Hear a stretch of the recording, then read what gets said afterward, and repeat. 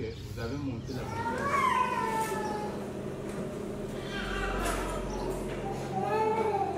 La maman, elle vient d'un village qui est à 20 km d'ici. Les deux enfants ont été hospitalisés dans 2 centres de santé aux environs de leur village, là où elles ont fait une dizaine de jours. La prise en charge n'était pas adéquate. Elles ont été admises ici le 19 décembre. Les deux dans un tableau de sepsis. Malheureusement, on a perdu l'une, mais elle a pu être sauvée.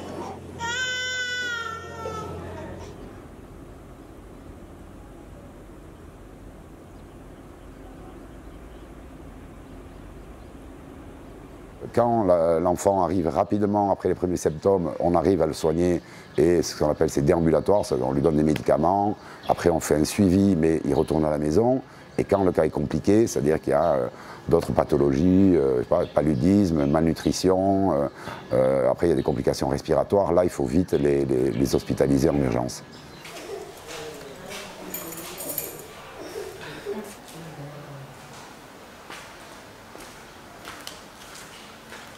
Et la taille des zones de santé est immense, hein, donc il y a des parties rurales qui sont vraiment des fois à 100 km, 150 km de l'hôpital de référence, et donc avec la saison des pluies, des difficultés de transport, hein, à pied, à moto, c'est des pistes boueuses.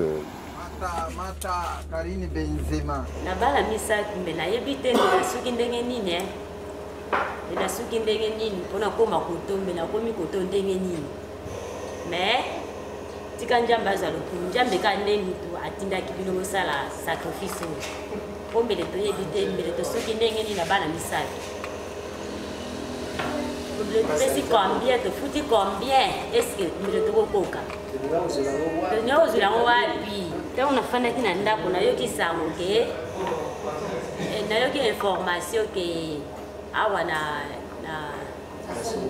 songololo bazopesa bana traitement ya ofele bao bazobela rougeole sikonake mpe na centre yango bayebisinga ke koto il faut batransfert biso awa na